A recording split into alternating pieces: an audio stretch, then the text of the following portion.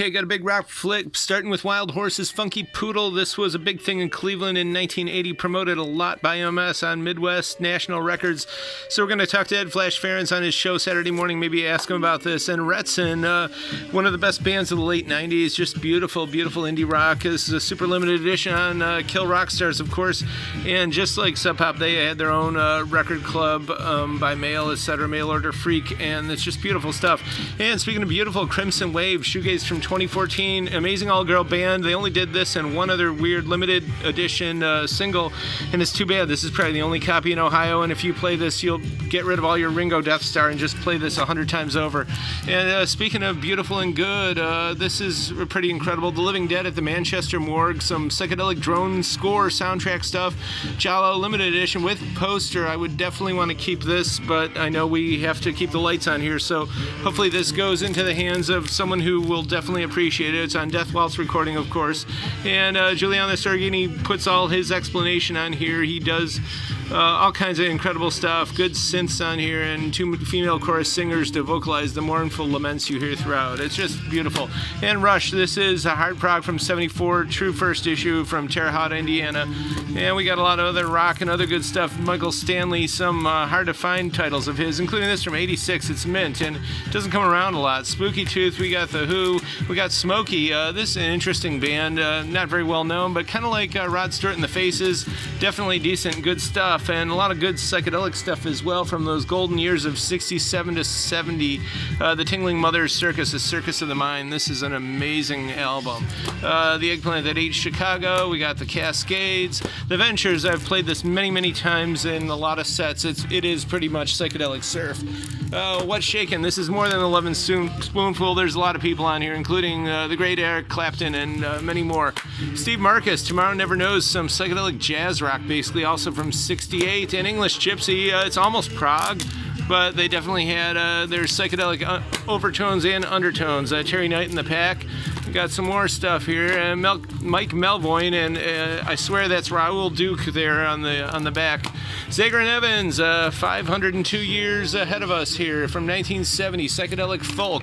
And CCS, Whole Lot of Love. It's the Collective Consciousness Society, which sounds as good as it sounds, really. Psychedelic blues rock. It's great stuff. And this is a psych musical from that same period, Cat Mother. Fire, and this does open up like a matchbook. Psychedelic Blues, The Fifth Estate. This is some real good bubblegum psych from 67 when everything was popping. And the Long Riders, kind of alt Americana from 84. It's got someone in there from Dream Syndicate and Ex Unclaimed. We got Gary Grimes here, the contemporary guitar sampler, a lot of really good acoustic folk stuff from 69 UK Press, and some blues stuff.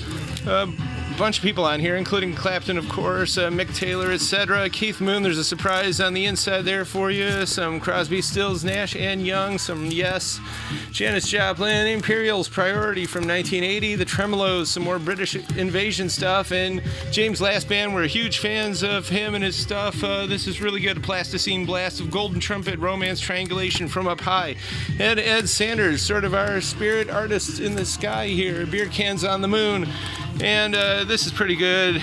A lot of this stuff is still totally relevant, especially the universal relevance of William Blake. I know there's some of that on here as well. It's pretty good stuff. And there it is. That's the artwork that Andy gave to Ed Sanders when he opened his bookstore. And come on in if you haven't seen already the stuff that Ed gave to us. We're pretty excited and happy to have it up. And here's a whole bunch of Warhol art and the Space Cadets. This is some good acid jazz from 89 UK Press. Very scarce and also very good. The late great Ramsey Lewis, one of my favorite records of his. Really good jazz funk. And we got, of course, Suzanne Vega's debut. And we got a lot of quad stuff. We have a quad section in the Ultra Music Room. And there's a lot of blues rock and classic rock in there as well. And you can play it on any stereo, not just a quadraphonic rig. But here, Let It Rock, The Ruddles, Tragical History Tour, etc. And we got some more stuff like that. Hollywood Strings. This is actually some beautiful Luxuria. And we also have this 1966 mono copy, I believe. This is still in the shrink here, this Abbey Road. And we have a whole bunch of Beatles just in, including a picture disc of Sgt. Pepper's. And hey, still in the shrink. Beautiful stuff there. got this one in various conditions. They're all VG plus. Actually, a lot of this stuff is pretty minty. And then we got some stuff from when they broke up. Ringo Starr there, and of course Paul McCartney.